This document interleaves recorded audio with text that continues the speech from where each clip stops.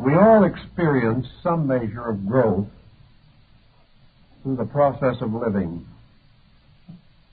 And we recognize this growth in that in some way it bestows upon us a more adequate attitude, a more reasonable point of view, or greater courage of decision and determination when need arises. A person said to me not long ago, when I was growing up, I had a very bad temper. But I worked on it quite sincerely, and now my temper is more controllable, and I am less likely to give way to blind impulses or negative attitudes. So this person concluded, I think I have grown a little through the years. Thus we think of growing as a progressive process of self-improvement. Sometimes we feel that it is thrust upon us, more or less against our wills. Other times we strenuously attempt to cultivate some sense of increasing ability to cope with circumstances. Growth is a word, however, which applied to the inner life of man is rather abstract, confusing, and it is used very loosely to cover a wide variety of processes which we do not really understand. Perhaps the architect has something to offer in this particular phase of our living.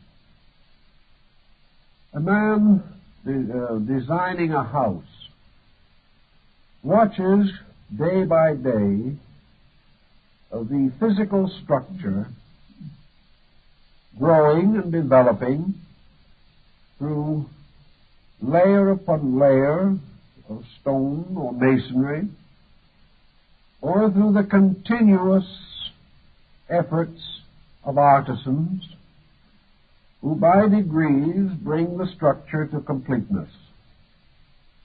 This process of bringing things to completeness by naturally and inevitably slow procedures sort of reminds us of the idea of building personal character. To the thoughtful person, growth is not a sudden leap toward light. Growth in man as in nature is a slow, regular, continuous, almost imperceptible procedure. Without the assistance of special types of cameras, we cannot watch plants grow. But we do know that if we return several days later and view the plant, we can observe the changes in it, the unfoldment and enlargement of it, and we see that it is filling gradually the archetype of its own kind. Growth is not something we can measure always in terms of moments, but it is something that accumulates, becoming a gradually increasing force for the attainment of some end which we desire or we regard as necessary and proper. Now, when we study man, the question always seems to arise as to what part of man actually grows. We know the physical body develops and reaches maturity, that a growth does take place there.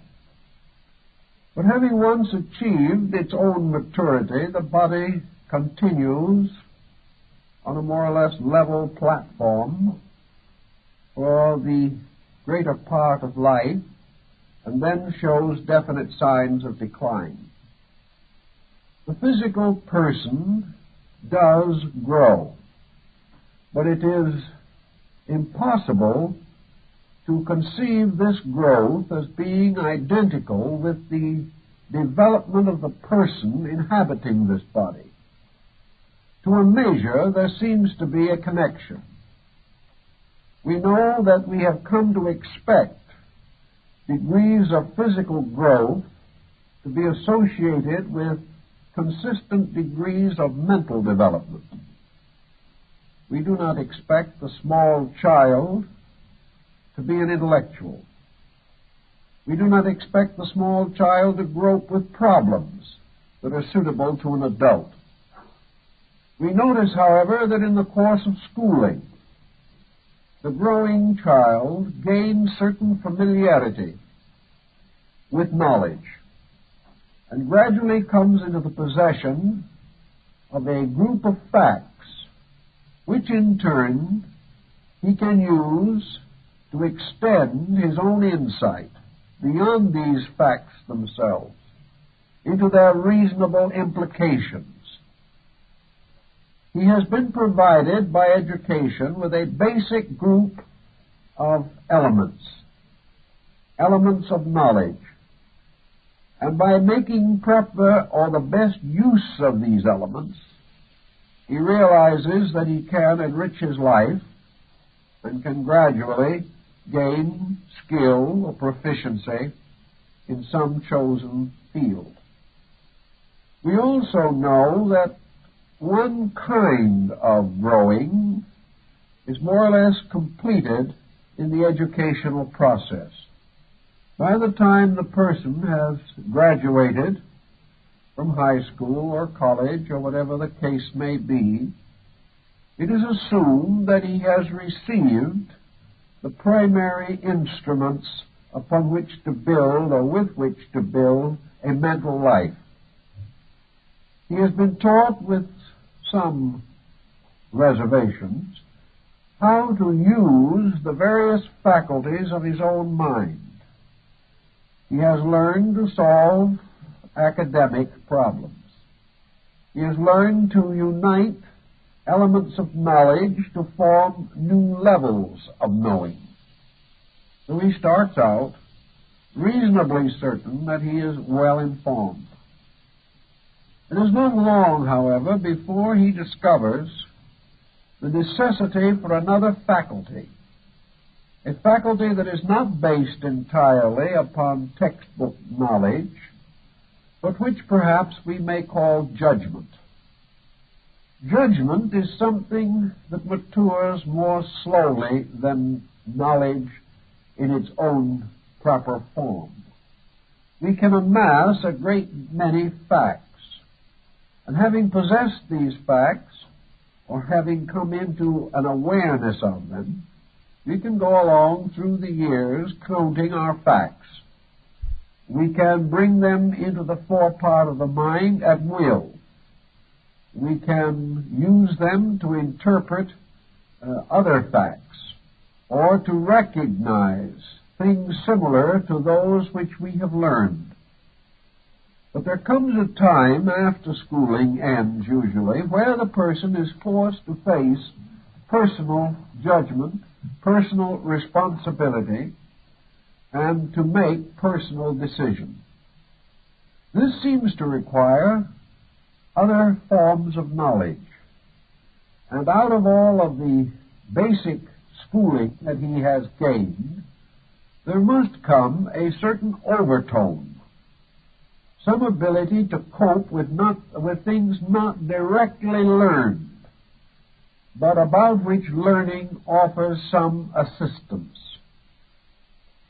As we go along through life, of course, we are inclined to specialize our activities, and as a result of this process, to accumulate more facts in some areas than in others.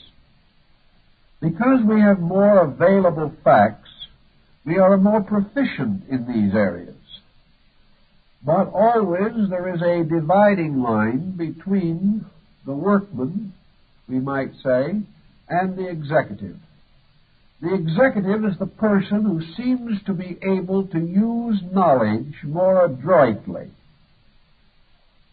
The executive seems to have certain capacities and certain skills by means of which his contribution is more dynamic than that of the person who simply has remembered a large area of information.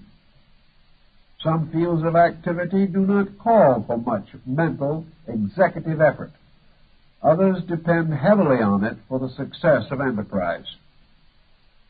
So looking inside of ourselves and trying to analyze the structure of our own natures, we realize that through the sensory perceptions, as we have already discussed them in the previous talks of this series, and in cooperation with the mental coordinating power, that we do come to certain rather vivid conclusions about things.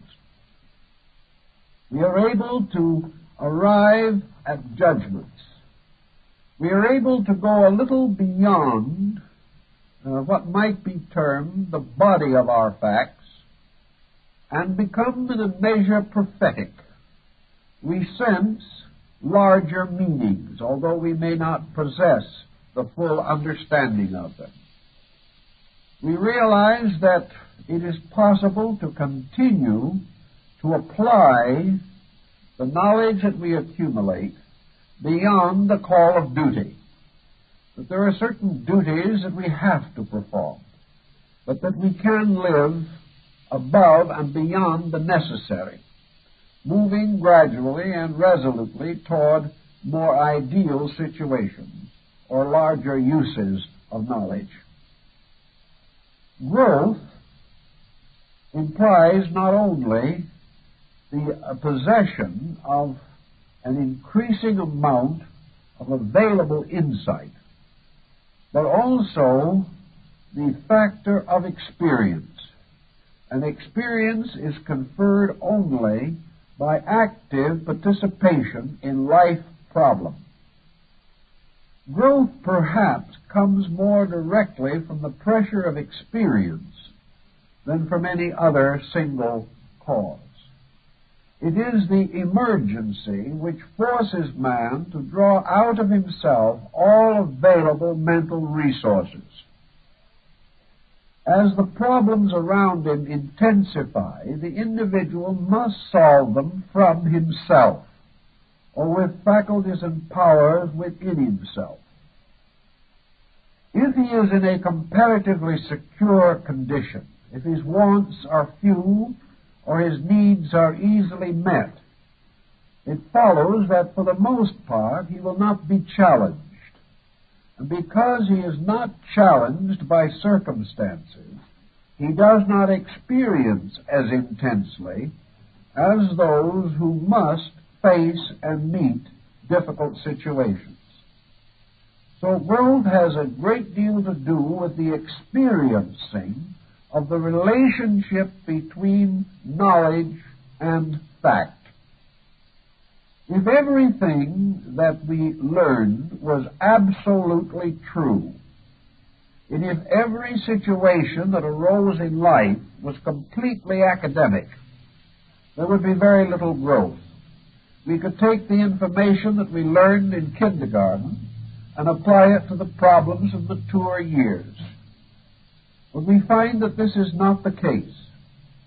We observe that the individual, proceeding down through the years, is constantly required to face situations which he is not able to adequately meet. One of the common situations here is our inability to visualize, even abstractly, the number of possible situations that can arise in life. The old Jesuit father, Athanasius Kirchhoff, made an effort to estimate some of these incredible factors. He found that a comparatively small group of basic units, perhaps not more than 20 or 30, could be brought into so many conceivable combinations that an individual writing down these combinations at the rate of 10,000 a minute could not live long enough to write them all down.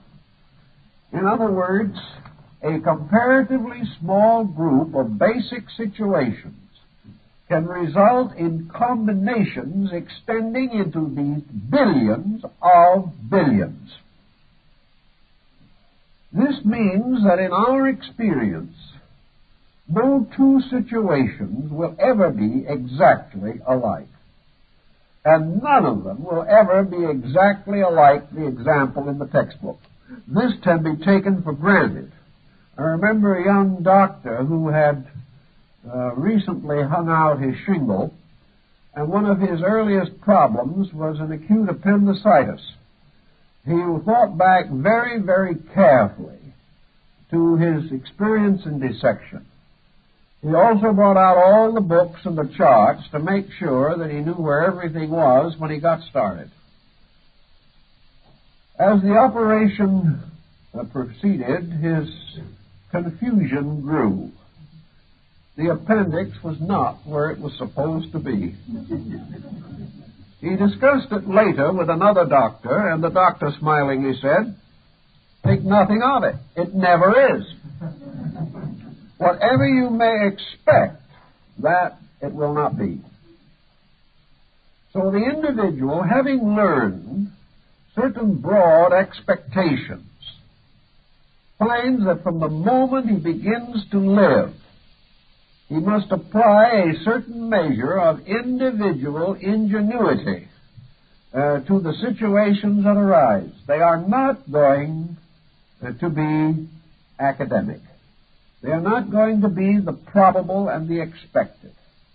In every combination of factors, there is something that seems to make that combination uniquely difficult. To face this unique difficulty, the person must therefore add to his general knowledge a certain resourcefulness. He must be prepared for emergencies. He must adjust to them. And he must have certain imagination, a power to experience the possibilities of things and be prepared for them. Thus, growing has something to do with the enlarging of the area of the known patterns into which circumstances conform themselves as a result of constant contact with those patterns. This means further that through each experience that occurs, the individual adds something to his basic fund of knowledge. This fund, therefore, grows constantly unless the person closes his mind to growth. Assuming that he is a normal individual, he finds that this increasing fund of knowledge provides him with greater securities. He is less likely to be surprised. He is less likely to be bewildered. His expectations have no longer the very close patterns which come from theoretical knowledge. As he goes along, therefore, he experiences a greater resourcefulness. He experiences greater assurance. And as the skilled surgeon, after many surgical experiences, gains a certain facility to handle emergencies. He senses and knows what to do because he has been faced with numerous situations before. And out of his growing experience patterns, he is able to come to more immediately useful conclusions about situations wherein he may be not entirely adequate or informed. So this process of growth for us is simply the heaping up of greater resources in ourselves. And as these resources increase, we observe a more satisfactory personal relationship with life. Now, in the grand days years ago of popular metaphysics, we had terms which were rather delightful and naive, and many people took them quite seriously. An individual who seemed to be especially well integrated, or extremely learned, or profoundly experienced, was referred to as an old soul. This individual had been on the road a long time. He had passed through many different situations. He had become adapted and adjusted to the emergencies of existence. Another person who appeared to be what we now term a perpetual adolescent was referred to in those gay days as a young soul, one just starting out. Why one was older than another was not exactly explained, but it was assumed that perhaps down through time or eternity, what we call the old soul had been especially diligent in learning, whereas the so-called young soul, who might have started out at the same time, simply played hooky too often from school, did not gain the necessary experiences or had slight aptitude for learning.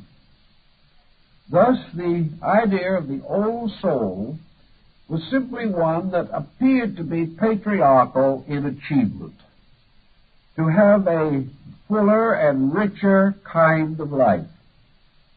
Now, there's no doubt in the world that people are born with different degrees of insight and different degrees of resolution.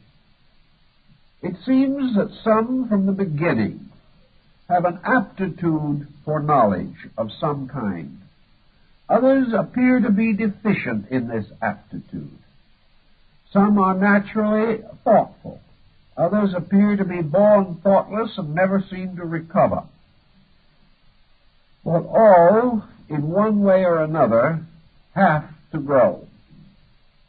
They grow because either thoughtfulness or thoughtlessness will ultimately result in situations that force growth.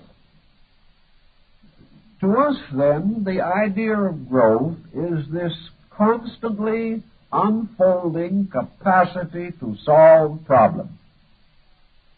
Now, that would be something we would all like to have in large measure at the present time, because there has never been a day that we know of when problems were as numerous or the needs for true knowledge more immediate and acute.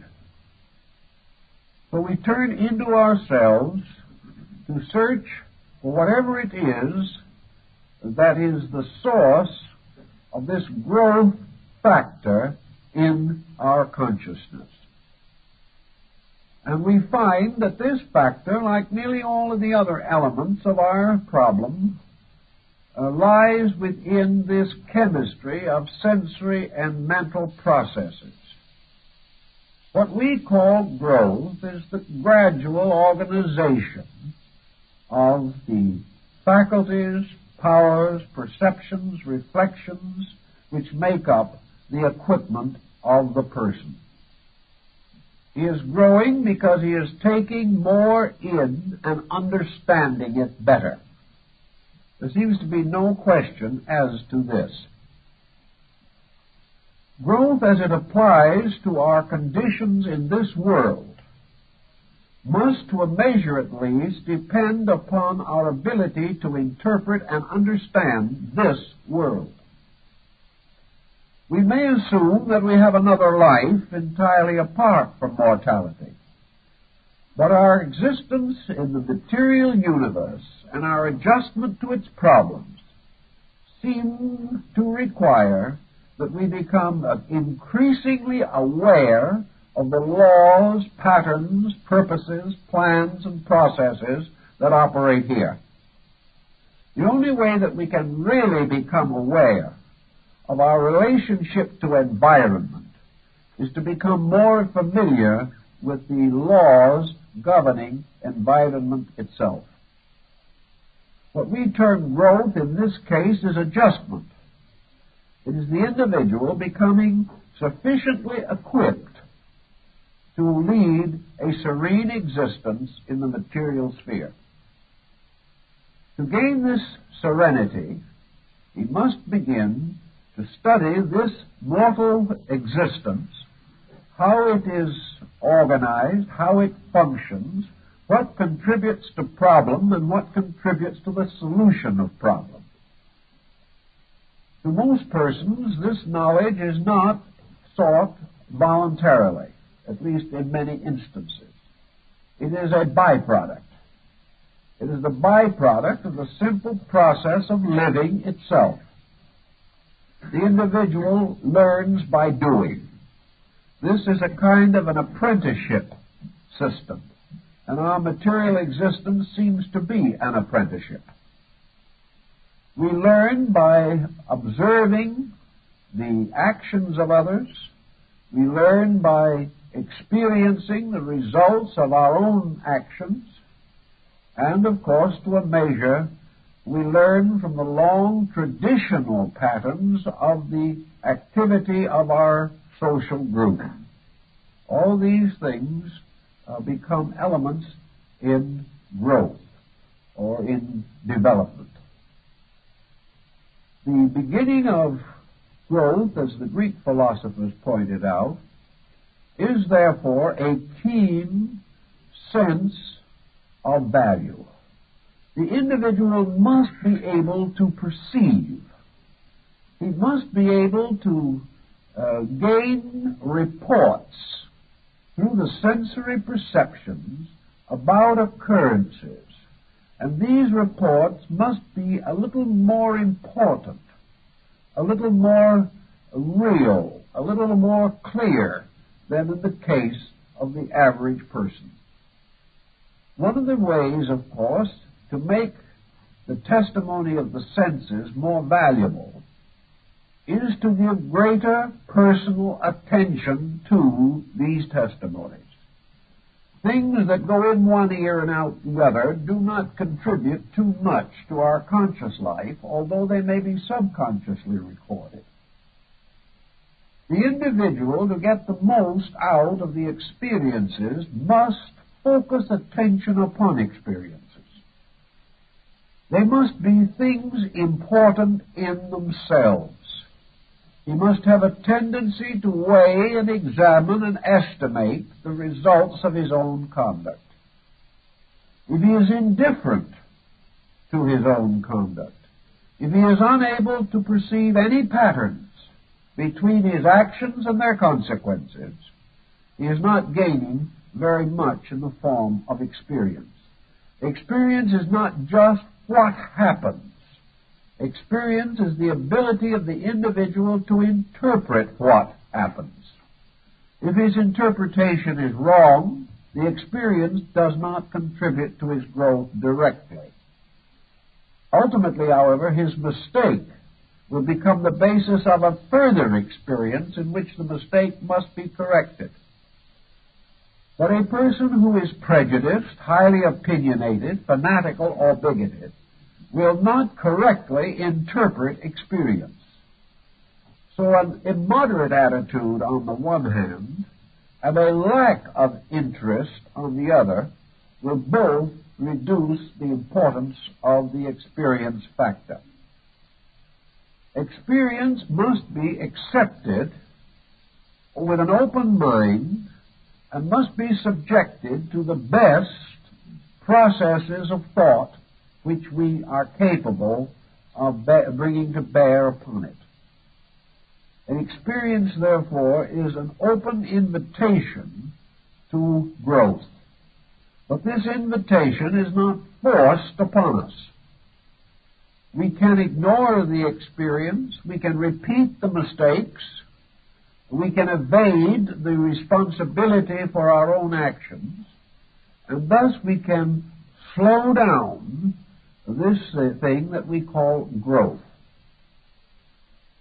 If we are really here to grow, and most philosophies assume that we are, then, of course, it is important for us to make the most of every opportunity to grow.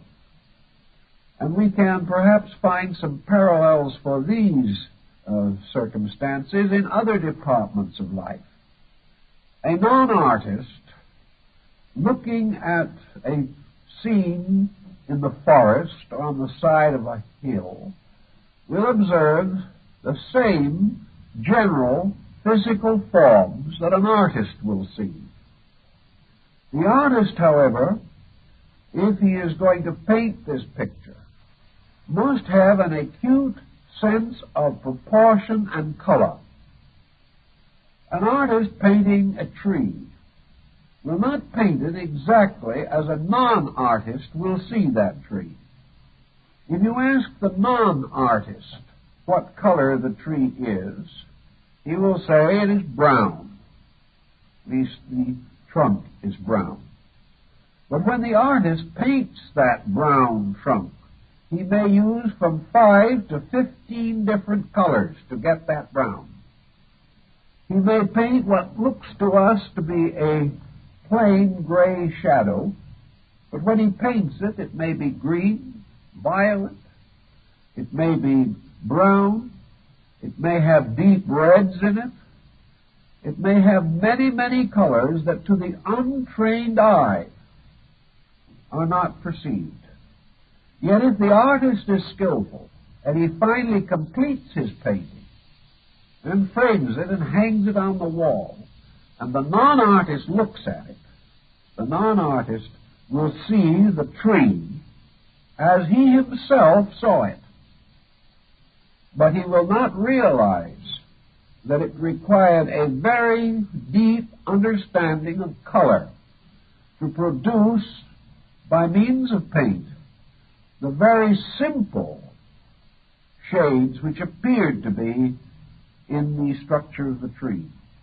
The artist had a specialized color sense, and he realized how many colors it took to make a tree look brown. Now, in this way, a philosopher or a mystic, looking at life, sees much more than the person who is thoughtless or indifferent or unskilled or ungifted in these areas.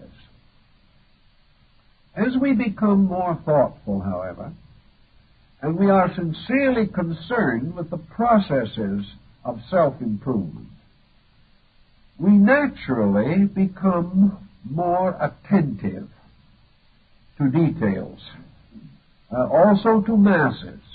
We begin to study the elements which make up patterns. These are no longer simply colors as we know them on a painter's palette. Lord Bacon called these moral colors the colors of good and evil. And there is a beautiful sense of value there.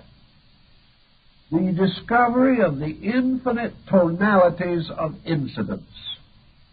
How we are to take these comparatively simple situations and actually find their meaning. Or if the situations appear to be hopelessly complicated, how we can gradually reduce them to their essential elements. Thus it is true that there will always be in the world some who, looking at the tree, will see nothing of interest. And there will also be a few who, looking at the same tree, will discover it to be a wonder of creation. The attitude has much to do with it. Now, where does the attitude come from? Why are some persons apparently born thoughtful and others born thoughtless? The answer has to be that the individual brings forward into present activities the substance and essence of previous attainment. We are not starting. We are not individuals beginning at this time with a new and complete nature. We are all somewhere midstream in the great process of evolution. And while it is true that the differences in various persons may seem very great, actually these differences are not as tremendous as might first appear. They are differences within a comparatively small pattern of possibilities.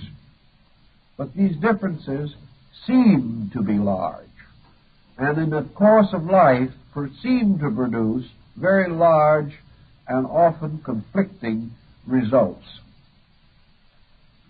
In the general study of mysticism, and I think in a sense are thinking about the Buddhist machine of the sensory perceptions, we do gradually come to realize that the highest testimony of these perceptions will be the ability to perceive the depth of value in things.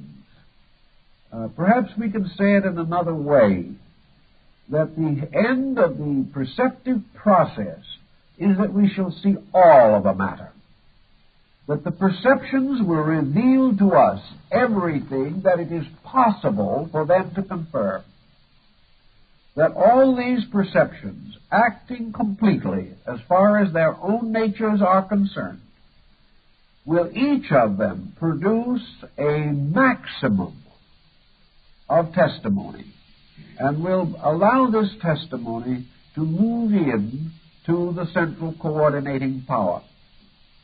If all of the sensory perceptions are fully developed, so that everything which they can know or can discover is conveyed, the coordinator then has the fullest possible means of estimating the situation under consideration. If all the testimonies of the senses unite, as in the case or example given by Immanuel Kant, in the description of an apple, if all of these sensory testimonies convey their own fullest support in the consideration of the object, the ultimate will be that the coordinator will have a full and complete concept of an apple. Each one of the faculties will have contributed a supporting or sustaining testimony. One by one, they remove doubts left by the deficiencies of each other, until in the end, no doubt remains. This is an apple. So the great problem that these faculties are all afflicted by is that they are sensitive and subject to a kind of hallucination. Studies in suggestion therapy indicate the area of difficulty. The faculties can be conditioned away from normalcy. Faculties can be taught not to function, or they can be taught to function by a very special kind of training, so that this function is no longer normal, accurate, or true. Also, the testimonies which they bring in, like the evidence of witnesses in a court trial, these testimonies, this evidence, if it is placed in the hands of a corrupted judge, will not result in an honest verdict.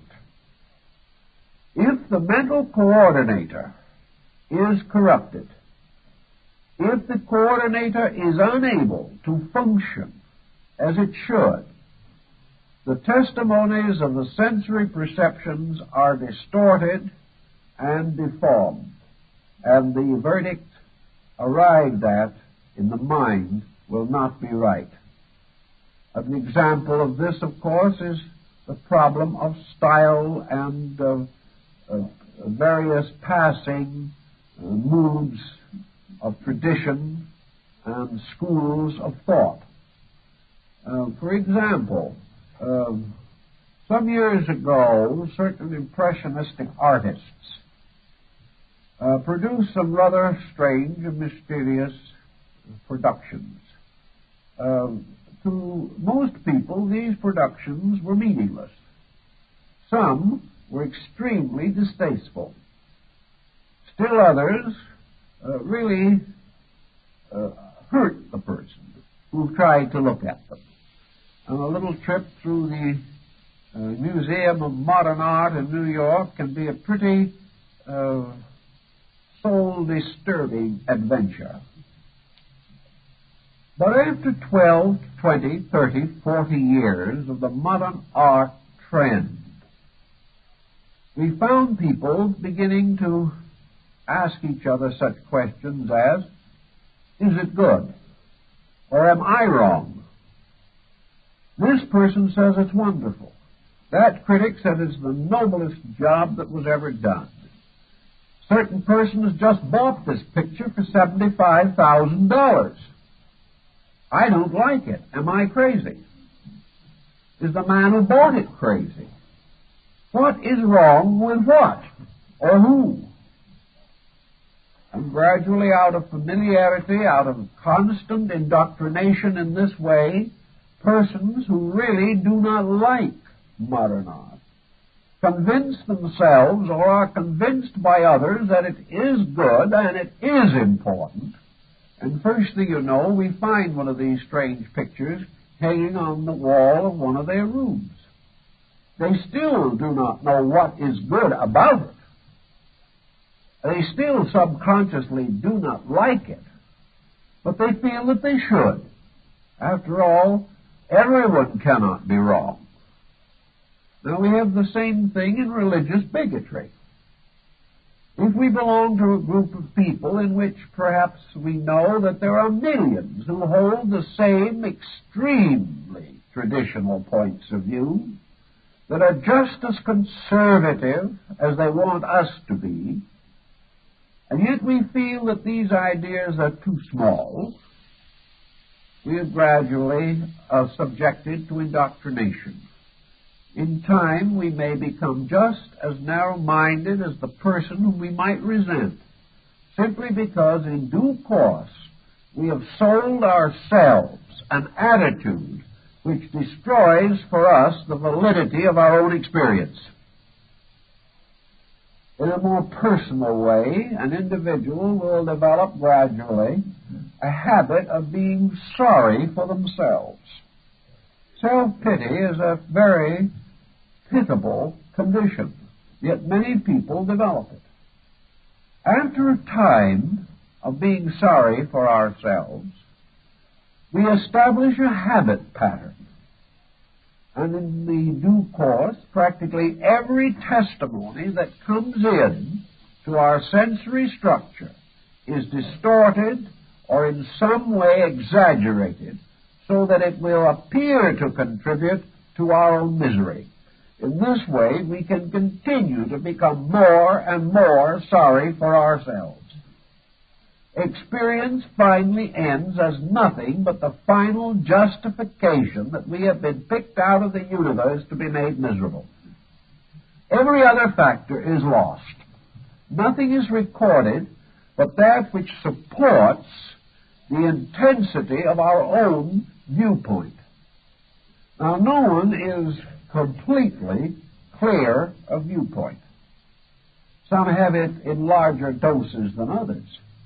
But we all have certain attitudes, certain convictions, certain beliefs that to us are just frightfully important. We cannot conceive of any fact being in conflict with what we want to believe. So we proceed to eliminate the fact rather than change ourselves. When these types of attitudes become fixed in our natures, we cease to grow. Growth is blocked, therefore, by any attitude which destroys the free circulation of facts in our own consciousness. The individual is no longer able to look at a fact and say, I was wrong. A person who cannot do this is cutting off his own experience benefits very definitely. Experience almost always must lead us, finally, to the correction of our own conduct into conformity with the reality of the matter or under analysis or thought. The moment we try to force the fact to change, we are in trouble. Facts will not change, but we can imagine that they do, and can go on for a long time deluding ourselves in these particulars. But wherever delusion comes in, the facts become less available. It is as though the light of reason was obscured by a heavy fog, the fog of our own opinions. In the problem of yoga, or in the mystical disciplines of the Near East and ancient times, one of the ways to grow was to clear the channels by means of which man is aware of life. As long as these channels are blocked or obscured by false attitudes, the person cannot grow graciously. He makes so many mistakes that nature becomes an instrument of retribution for that person. Nature seems to turn on him and hurt him. Nature hasn't turned at all. The individual has only gotten into such a bad relationship with nature that he is hurting himself. In the machinery of cognition, anything which destroys the smooth running of the machine is bad. I remember in the old days when we had bookkeepers and accountants who didn't have computers and things of that nature, and had to work it out almost entirely with their own basic knowledge of mathematics. Many of them did not even have an adding machine. And in the old days, when the adding machine was first introduced, those who had not been trained to use it considered it a very unpleasant device and continued to do it in the old way. But there was a terrible catastrophe when the bookkeeper, having about 40 or 50 different number patterns in his mind, and just getting them drawn together, was interrupted by someone talking to him. The entire pattern that he had added up sort of dissipated instantly, and he had to start all over again. In other words, he was interrupted, his mind was turned away from the sum that he was gradually adding together, and if this happened too often, the poor old man frequently got a little irritated about the whole thing. The same process takes place within our own thinking.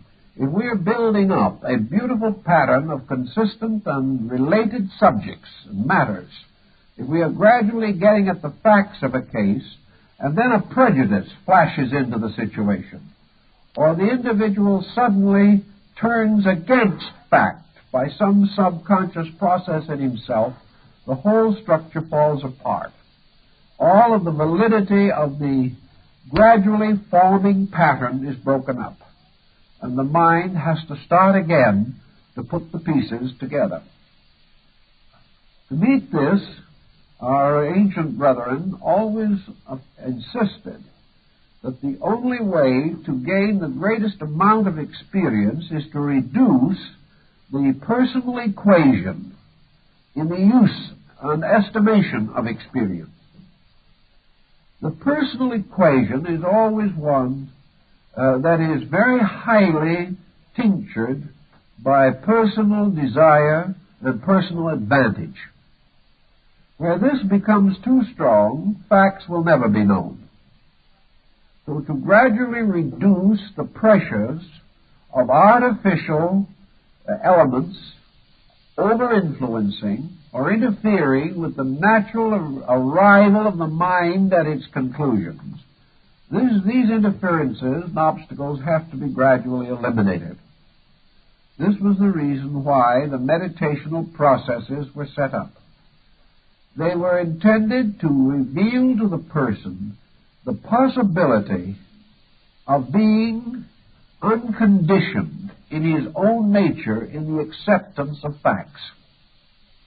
If he could be neutral as far as the fact was concerned, he could then receive the honest report of his own coordinating faculties. if he could get this honest report distorted in no way whatsoever, then he was in the position to use the greatest degree of fact in the solution of some problem of his own. If he had these facts and had them clearly set in his own mind, he could then make decisions which were useful, which advanced his condition, and which contributed to what we call his growth. So the growth of reason in the individual was simply the unfoldment of the power to be reasonable in all things. To be reasonable means to avoid exaggeration. It means also not to overlook small things because of the pressure of masses. It meant very definitely not to overlook virtues in other people because we do know that they have vices. It means not to overlook the importance of ideas because those ideas do not mean too much to us at the moment. It is this process of getting greater thoroughness into all of the procedures of life. What is it then that is adding all this up? What is the instrument by means of which the record of the unfoldment of our faculties is preserved?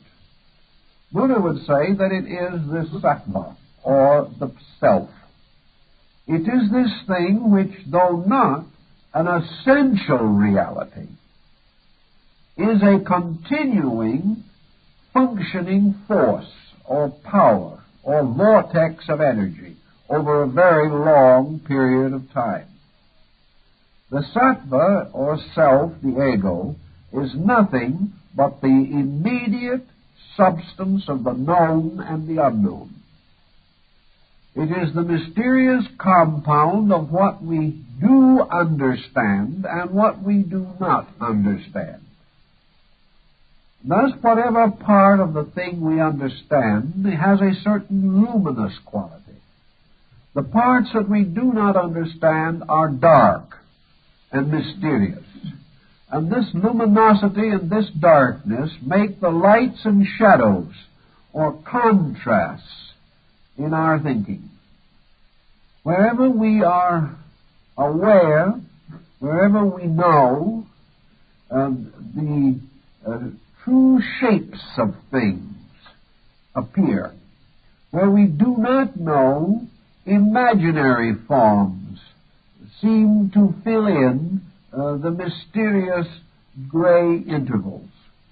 The child, who is a little afraid of the hole in the dark, may be frightened at the thought of entering a dark closet.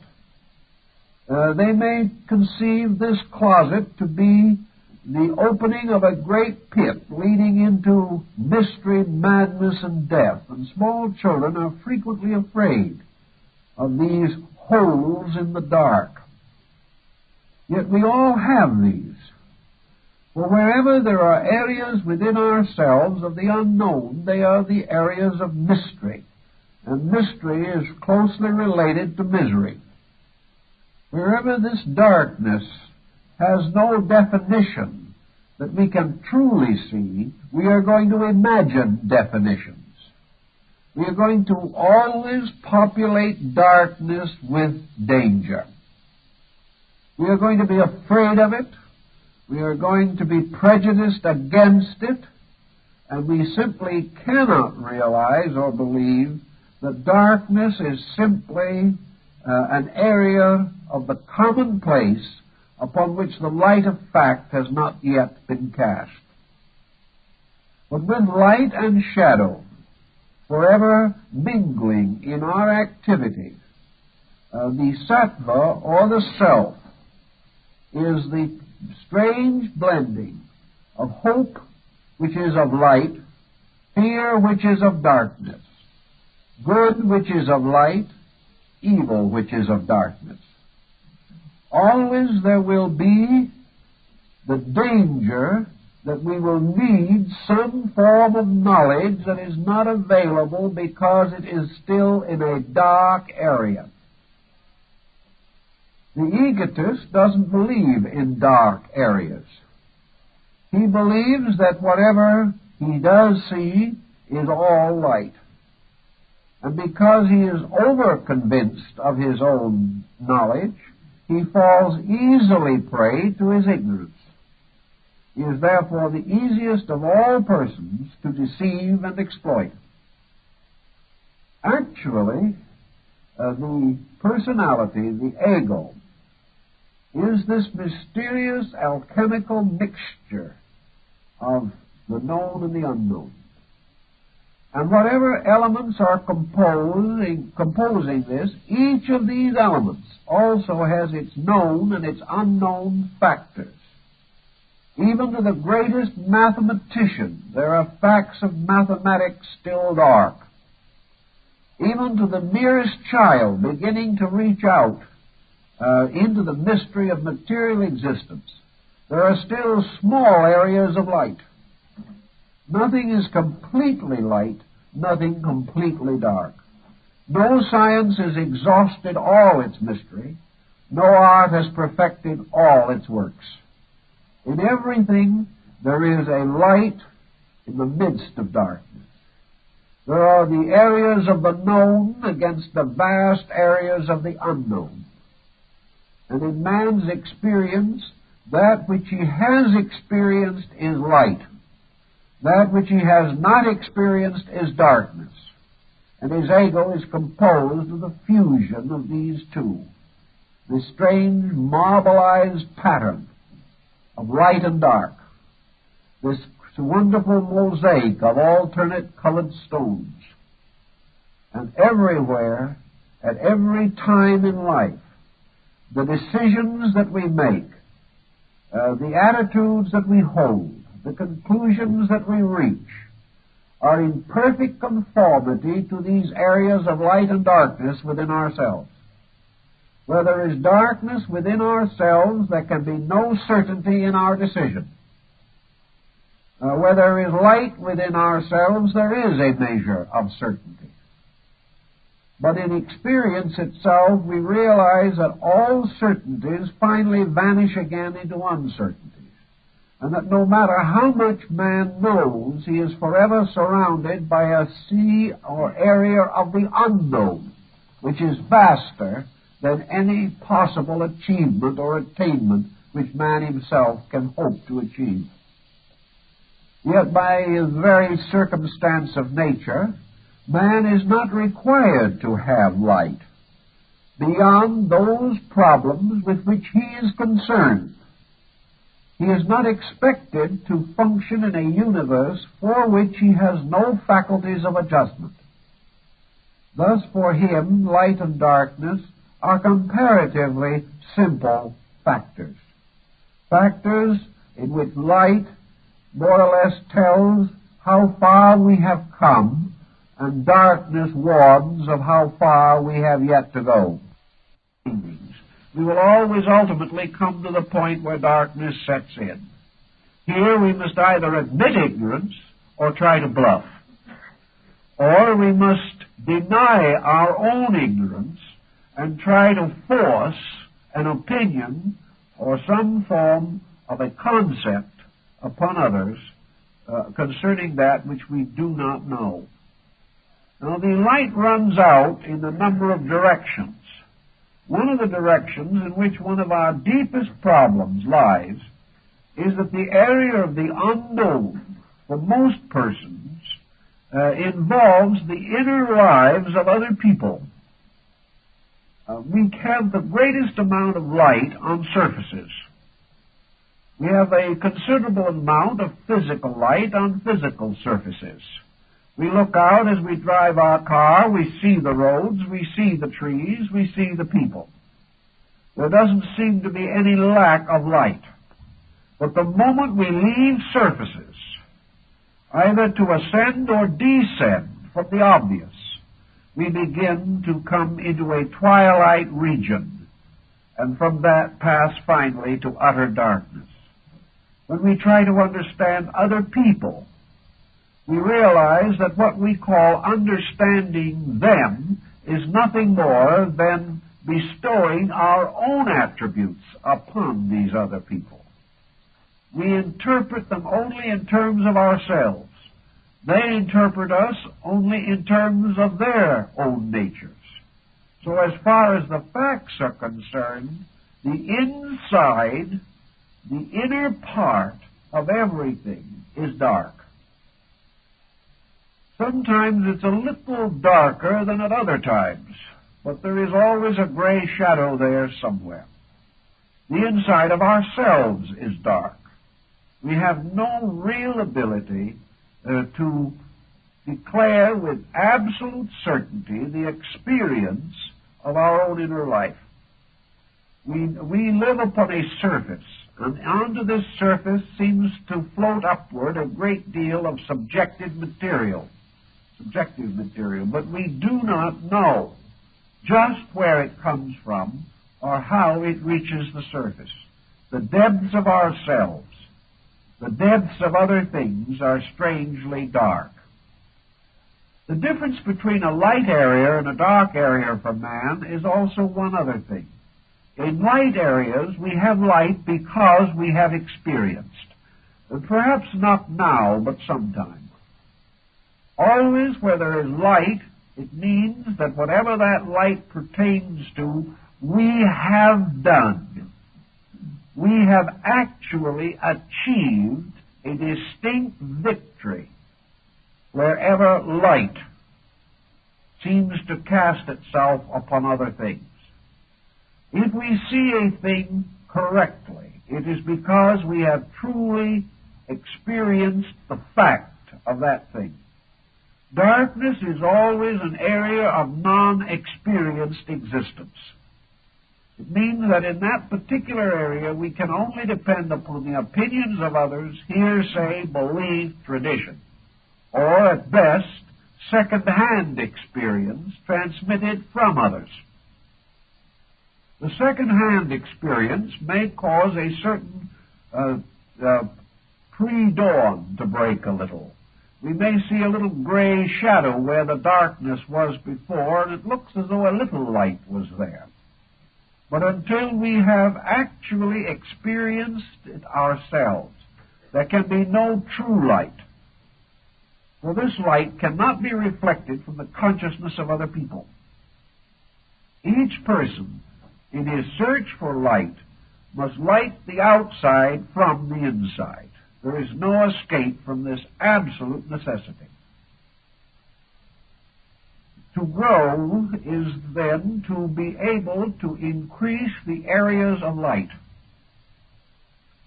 To grow is to gradually take the shadows away from dark areas. And as we take the shadows away, the facts of those areas, now lighted, become available for use. The more of these lighted areas exist, the more certainties we have. Let us take an anthropological point of view for a moment. Our remote ancestors had mostly darkness and very little light. They feared everything. They feared physical darkness. They feared a clump of trees a few hundred feet from the cave where they lived. They feared every animal, every creature. They feared the sky and the winds and the lightning and the thunder. And they bestowed upon practically every energy of nature the power to hurt them. These persons were therefore forced to exist in a vast world of fears. For wherever there is no light, there is much fear. Down through time, this very process of growing has gradually reduced these fear factors. We no longer regard the thunders as the voices of angry gods. We no longer think of lightning as something aimed at us because we have broken some taboo or have failed to make proper offerings on the altars of demons. We no longer regard everything around us as fearful. Little by little, we have come to understand some of the elements of our own existence. Wherever we have understood, light has come, and on this understanding we have built progress. And this progress is a collective form of growth. But where from the beginning to now the dark areas have never been cleared, in these areas we still have primordial fears. We still find that when we let down the surface courage arising from mutual support, we do experience some of the old atavistic terrors that burdened our forebears. Many people are still intensely superstitious. Many are still convinced of the presence of great evil forces moving behind the mistakes of mankind. We haven't yet learned that these evils are really a combination of darkness and our own inability to find the light of solution to problems. Thus, the whole situation at any moment in our lives is that we have certain availabilities and certain lack of availability. If this was clear to us at every moment, it would be very wonderful. If we could see all the things we really think we know with little rings of light around them, and all the little things that we don't think we know with little rings of darkness around them, so the mind could say, this I know and this I do not know, it is obvious, it would be quite simple. By now we would have been out conquering practically every weakness of our own natures. If even a little bell rang when things were wrong, it would cause a great deal of happiness for all concerned, and also an awful lot of bell ringing. But at the same time, it would be useful. But here is our difficulty. Wherever there is a hole in our insight, wherever knowledge ceases, wherever the light of our experience fails, the dark part is invisible. The dark part is not something that you can measure in the same way that you seem to be able to measure light. When you say an individual is rather brilliant, that he has a marvelous ability to meet situations, you're talking about the light side of him. But when you ask someone, what is it that this person does not know? That's very hard to answer. You have a suspicion, it's a long list, but you don't know where it begins or how. When you say to yourself, where do my own certainties end and my own uncertainties begin?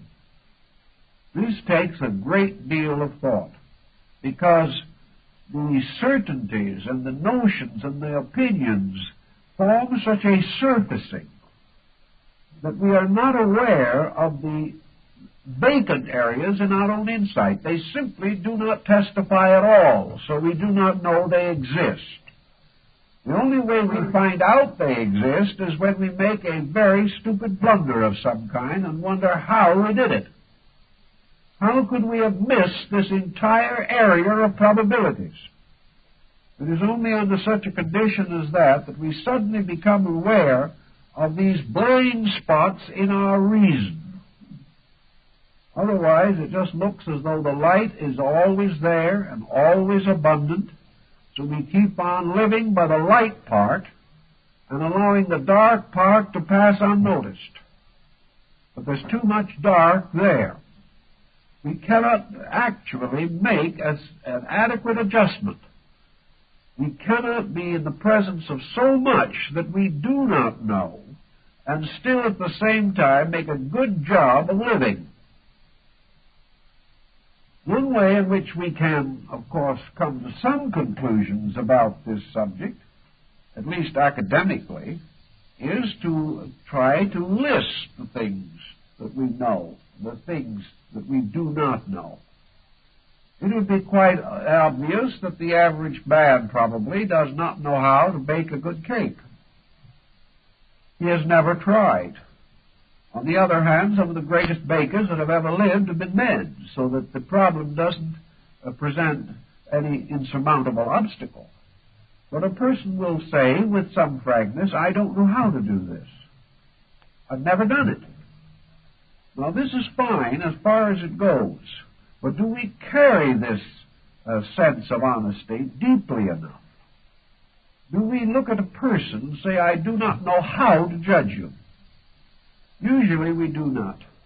Usually we depend on the light part of our understanding, ignore the dark part, and come to a prejudiced opinion. So this dark area is always a potential area of prejudice.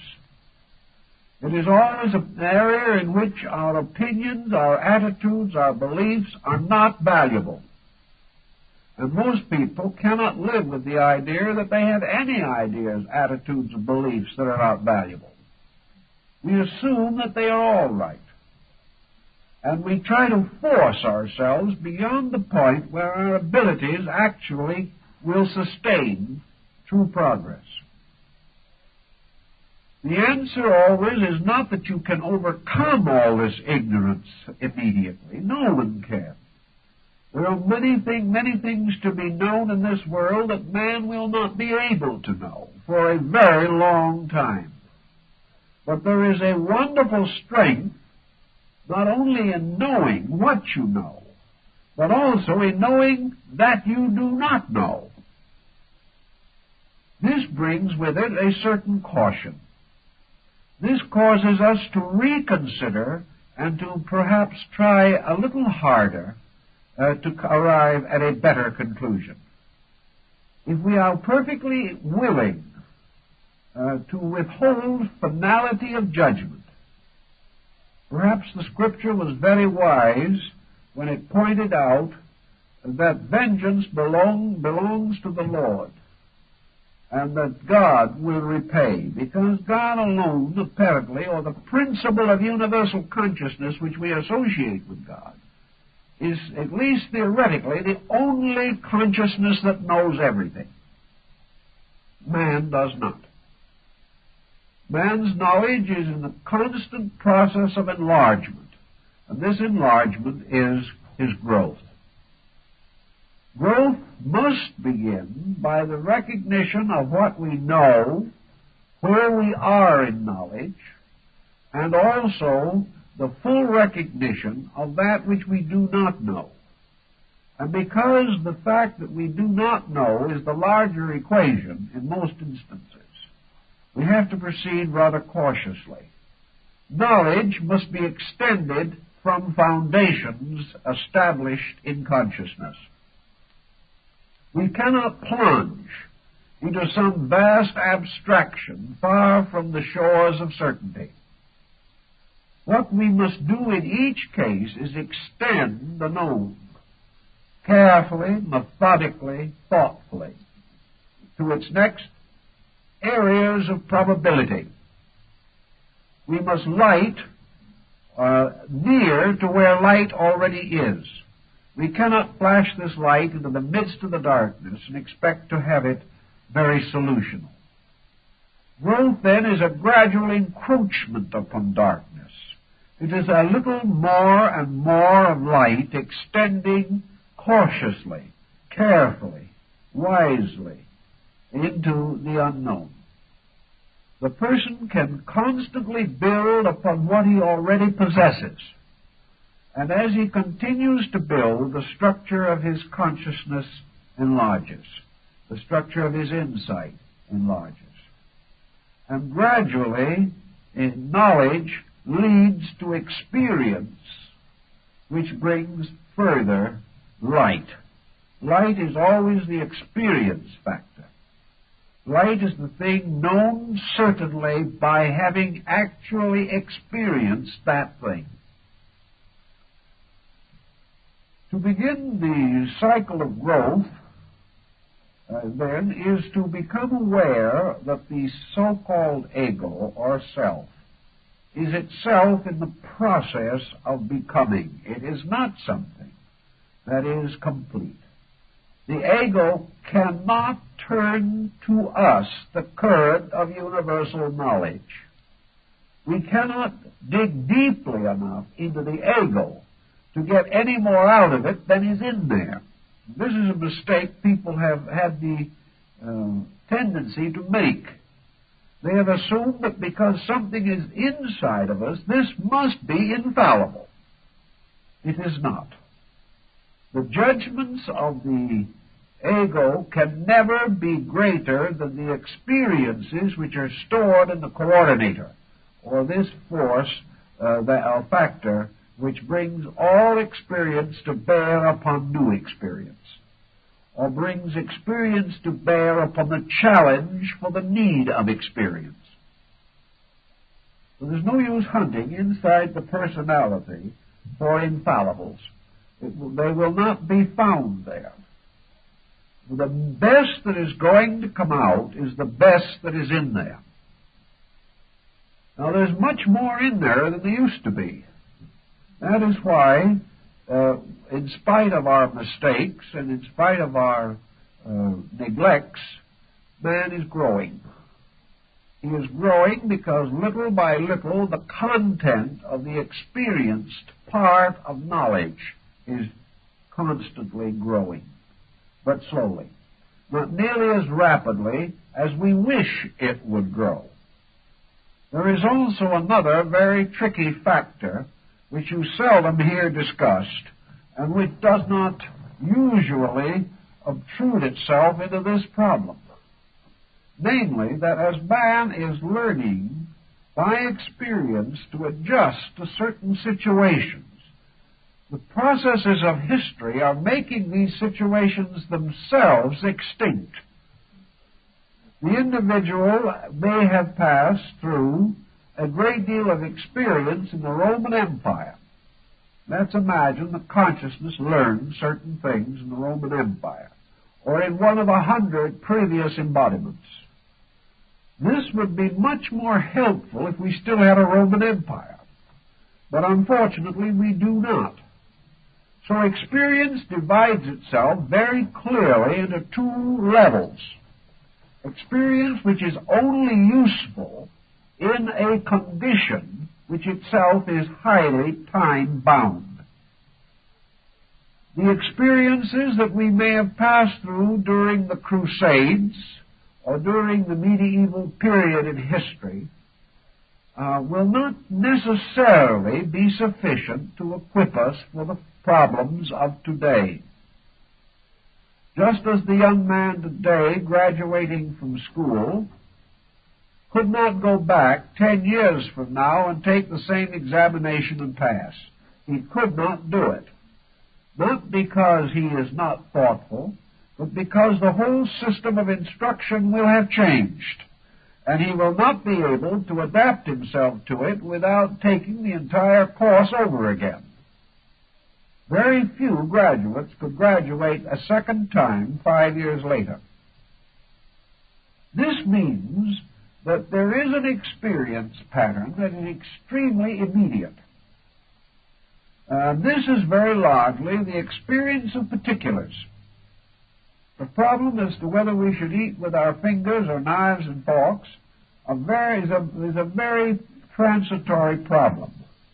Also, the skill we may learn in driving an automobile may be of no use to us, except for the particular embodiment in which we now find ourselves. But behind and below this level of passing experience patterns, there is another which reminds us of the fact that essential elements do not change very rapidly. For example, the person learning to drive a car conscientiously, intelligently, honorably, and with due consideration for the rights of others may never drive a car again after he gets through with this life. But his due consideration and his conscientiousness and his thoughtfulness and his prudence will be useful forever. Thus, we cannot tie these achievements entirely to an incident or to a level. For true growth is always a growth of principles. And this is why so much of modern education is wasted. Because unless principles are given, the individual learns things which have no permanent utility. The person who learns to keep the police code may be a criminal himself 2 years from now because the code will change. But the individual who recognizes the basic rights of man around which all codes are built will be honorable under the Roman Empire or under any other system that ever comes into existence. If his own integrity is right, he is growing.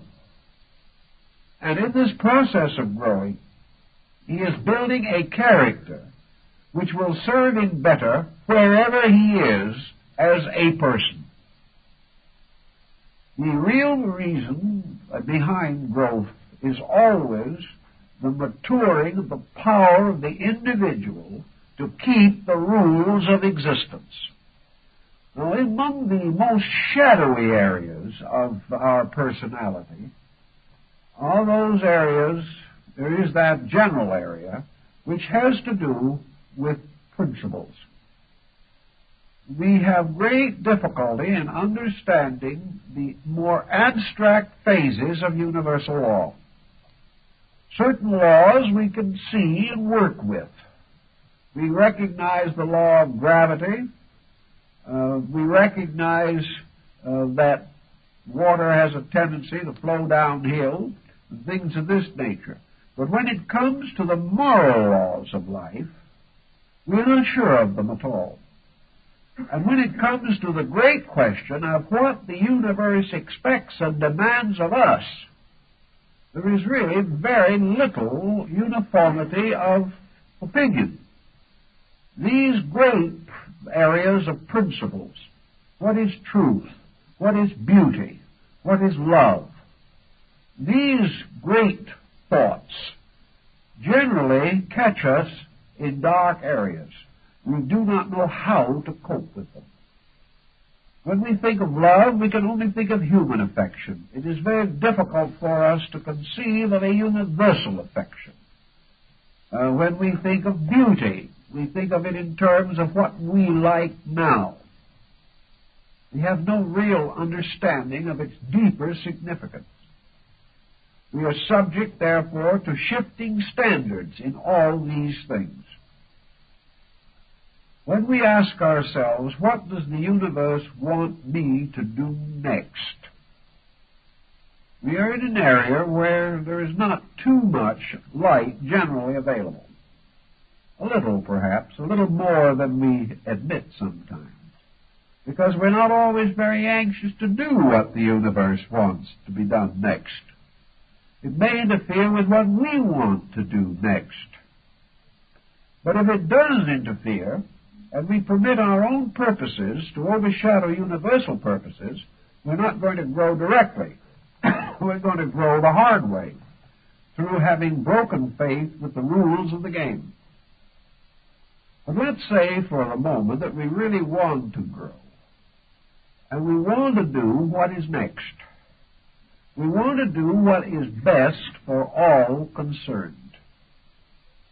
We would like not to evade anything. We would like to head into that experience which will most enrich us and will most help us to grow. All philosophy agrees that to make this decision, the first requirement is that we become impersonal. We cannot serve God and Caesar successfully at the same time. Caesar, in this case, being ourselves. We cannot do exactly what we want to do and still be uniquely attentive to the universal plan of things. We're not that far advanced that our own desires will always conform with universal good. This is too much to ask. So the decision must be that before we can decide what is good, we must be willing to accept the decision and do that which is indicated. we must be perfectly willing to put this good above our own personal feelings. This is a conflict. It is always a conflict, and is the reason why all over this world today there are people who have beautiful ideas but are not doing very well with them, actually, in practice. But if we really want to grow, and grow as rapidly and effectively as possible, this strange sense of the impersonality of right must be experienced within us. We must say to ourselves truly that the universal will must be done. What is it that the deepest part of my insight concerning existence tells me is the next thing to do? The final end of experience is in itself that it always does point the way to the next thing.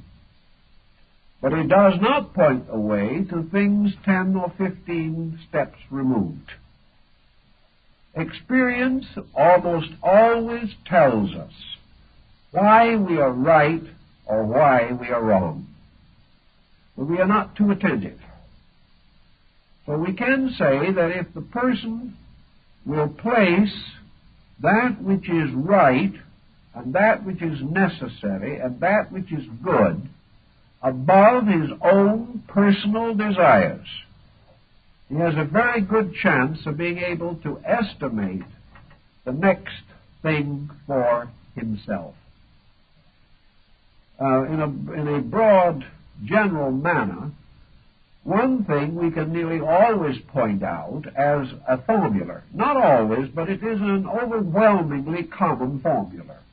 And that is, if it's hard and you don't like it, it's next.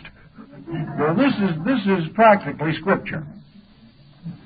If it is the thing you say, Lord, deliver me from, that is probably what you should be working on. If it is next to impossible, it is next.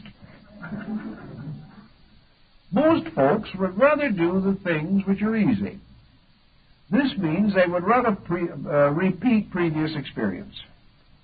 If they've gotten so good at it for the last 50,000 years that it just practically is automatic, then they're willing to make a supreme effort and do exactly what they intended to. But if it's difficult, if it means that the person has to make some unique and rather unpleasant effort, in the general thought that all effort is unpleasant, if the person finds that it is not the thing that a lazy man can do, if it is not a continuance of the existing pattern, then probably it is high time to do something about it.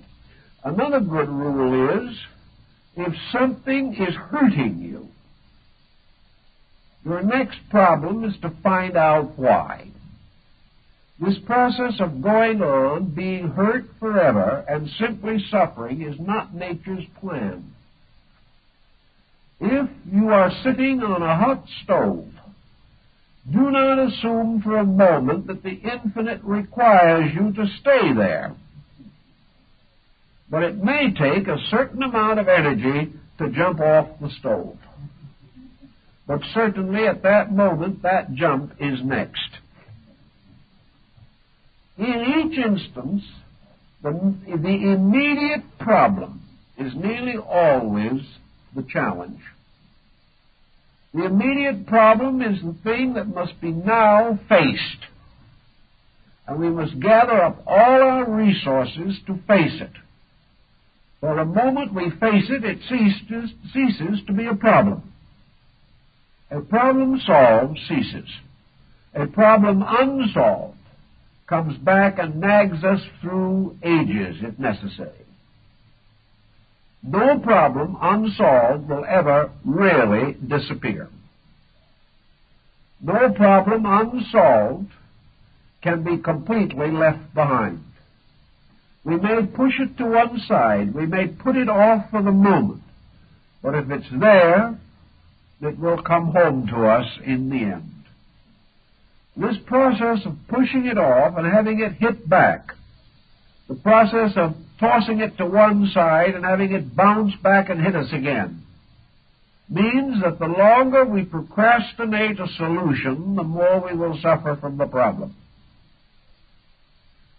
So the growth is the sense or the concept of moving into the problem now.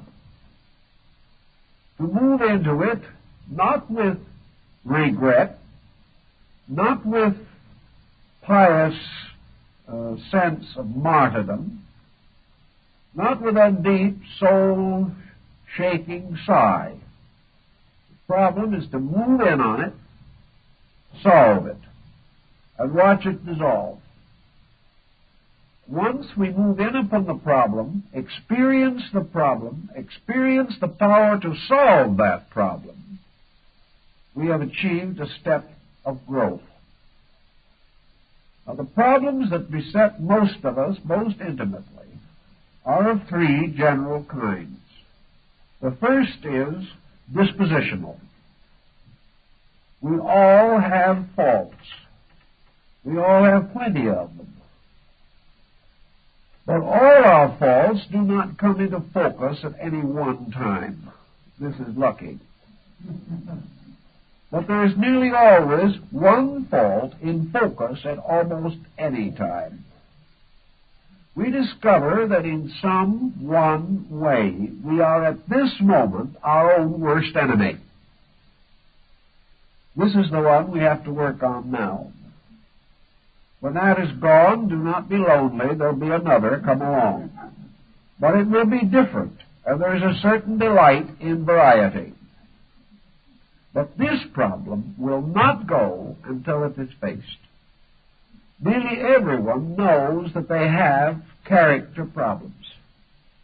They can even name them. But if you look into your environment, your business, your home, your social life, your relationship with yourself, your ability to live with other people or work with other people, you will find that there is one besetting situation at this moment that could be improved. That things are not as smooth as they could be, and the reason is somewhere in you. You can say you're tired. You can say you're nervous. You're saying you don't know any better. You're saying that other people just simply prod you along until you can't stand it any longer. But the problem is there, and the problem must be solved. The only way that it can cease to be a problem is to be outgrown. The second type of problem, which nearly everyone faces in the course of their daily life, is adjustment to situations around them. Here we have the individual in the presence of something that he feels he cannot change. Other people will not do what he wants or what he expects them to do or what he believes they should do, but they have the monotonous habit of being there anyway, making things more complicated for this individual. The answer here is now a matter of adjustment relationship. If the situation is essentially bad, then it may require courage to break the situation, to admit that it is wrong, and to admit that we're staying in it because of some weakness or some instinct to compromise or dishonesty, or some selfishness, or some status symbolism. And we are not willing to admit the fact that the pattern itself is bad. Perhaps nature's next lesson in experience is the individual giving up what he wants in order to attain peace of mind without which he cannot survive. This is a decision. If he decides wrongly, nature continues to penalize him. He has to finally decide whether he is going to sacrifice the lesser for the greater or vice versa. So here is an immediate area of problem. in the life and condition of the person in his relationships with other people. The third area in which a problem perhaps presents itself lies in the matter of gaining new skills. There is nothing an individual dislikes more than the thought of going back to school after he's graduated. But many persons want to achieve good things, have serious and sincere desire to attain, have the instinct to be able to use what is attained, but they are still impotent as far as their ability to do these things is concerned. So we have the individual who has high motives and no training. We have the person who would gladly give his life, but at the present condition his life isn't worth much. He has very little to give, which is a terribly frustrating thing and a very painful thing. A few break through this by tremendous resolution, but the majority are completely defeated by it. The moment we realize that what we know is not enough to meet the demands of our own ideals, our own principles, and our own convictions, then we have to learn more, regardless of what it costs. We have to give up pleasures to achieve these necessities which become the basis of more enduring pleasures in the future. So wherever a person is well-intentioned but helpless, he must in some way correct this by gaining the abilities to do the things that he wants to do and which he realizes need to be done. So wherever we can't solve a problem because we simply do not know enough, then in one way or another we must seek to know more. Now, the search to know more is a fascinating adventure in itself. But the desire for knowledge, apart from the proper use of knowledge, is itself a blind alley. The individual does not grow from what he knows alone. He grows from what he does with what he knows. For it is always the action that provides the experience which provides the light which is growth. So wherever we have any of these barriers between ourselves and advancement, we must either relinquish the idea of advancement or else we must overcome the barriers. Nature presses us to overcome barriers. It does this by constantly confronting us with small, nagging situations which we cannot quite handle, but sometimes feel that we ought to be able to. If we reject these small, nagging invitations long enough, they heap up into large matters, and we suddenly come headlong into a great monument of neglect or evasion, which seems pretty formidable, and which can hurt us very desperately when we try to break through this kind of a barrier. So always try to get rid of the small things, one at a time as they come up. Because if you can do this, they will not make the large things.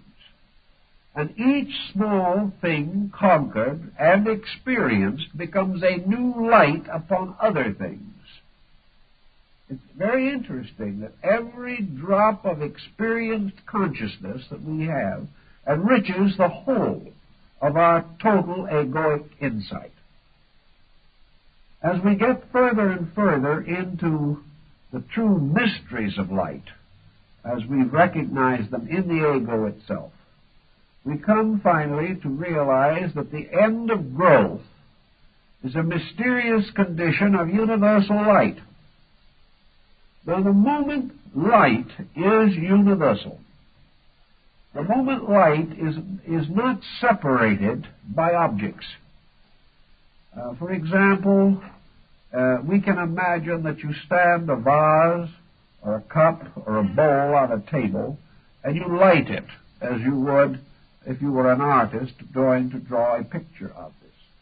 The bull stands out because of contrast. One area is lighted and the other area is not lighted.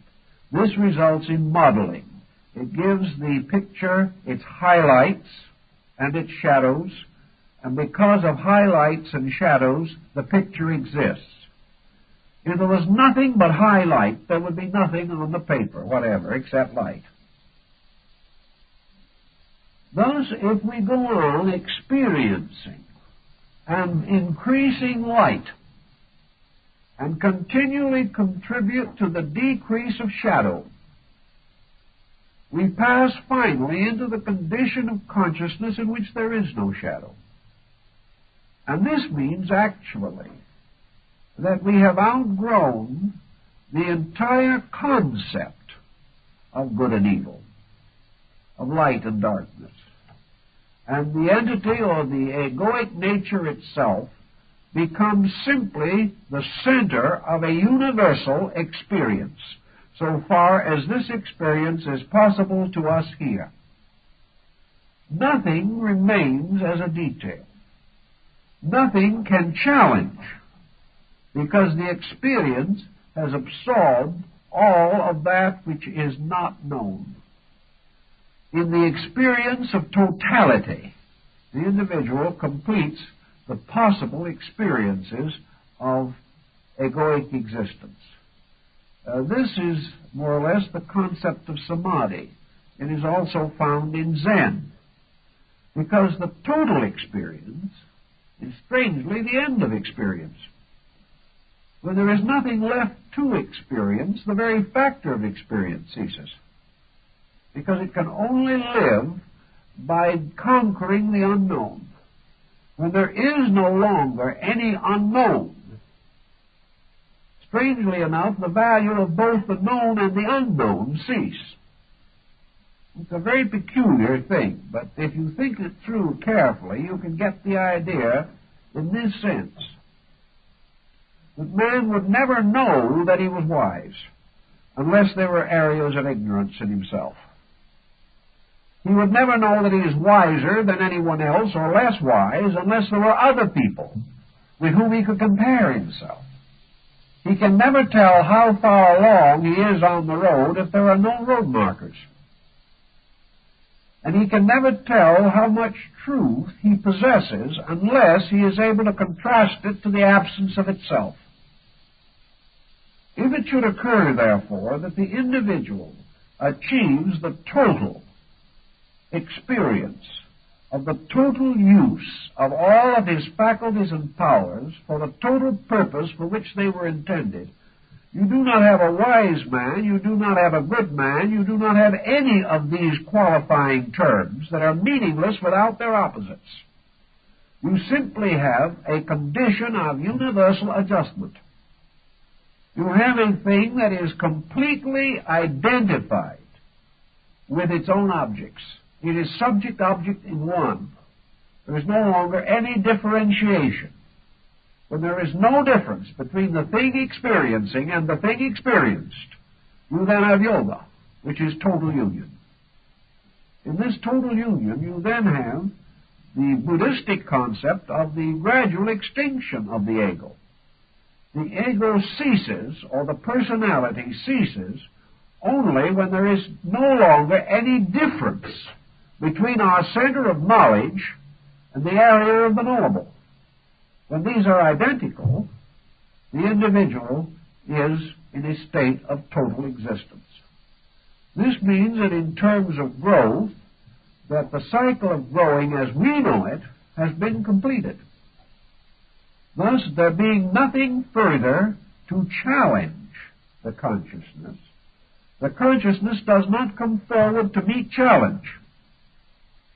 If there is no advancement of consciousness to meet challenge, if man is not in the condition of rolling up his sleeves and swinging a club, if he is no longer in an unhappy relationship with anything, if he is no longer in a condition in which he has to fight in order to maintain his attitudes, because his attitudes have now become identical with fact and are no longer assailable, But all of these things, by means of which he has to know himself as something separate from other things and at war with them. When this ceases, when the individual is no longer called upon to adjust, whatever may be the inner nature of himself simply is no longer discernible. For we know ourselves only by what we do, and largely by our mistakes. What we do is only action in the terms of the conquest of the unknown in some form. We do one thing in order to survive. We do another thing in order to have housing. We do something else in order to be competitive with our neighbor. But when all of these values have been exhausted, then all of the pressures which normally come to the surface and by which we come to know ourselves as persons no longer come to the surface because they are no longer challenged. The individual then, in the terms of Buddhism, experiences the identification of himself with totality. He feels no need anymore to be a person, because he realizes that a person is only a conditioned existence, and that the thing he has been trying to outgrow from the beginning was conditioned existence. And if he ever succeeds, if he finally attains his end, then the last thing he must outgrow is his own existence. So it would seem as though this is a nihilistic point, that by outgrowing his own existence, he simply ceases. But this is not actually true at all, because this adjustment to the pressure of situations or conditions is only a temporary relationship at best. The ego, as the experiencing thing, cannot be the true person. It cannot be the actual reality. Because if this actual reality has an existence, it has to have a total adjustment at all times. The personality, therefore, cannot be the true being. Nor can the personality discover the nature of the true being while it is conditioned by its own need for particular experience. So the end of the situation lies in the total elimination of the personality as a mask, a persona, an instrument. And that which is left when the personality no longer rises to meet the challenge of experience and is therefore no longer to be distinguished, it cannot be invoked by circumstances, but remains or becomes absolutely quiescent, going to sleep because it is finished. In this particular moment, the entire pattern of existence has to shift from the negative to the positive. The creature which has existed only because it was wrong must finally give way to the creature that can only exist because it is right. And this is not the way we live. We are not the creature that can only exist because it is right. Therefore, this is another kind of creature. This is a kind of creature we cannot know, because our own experience is not touched by it.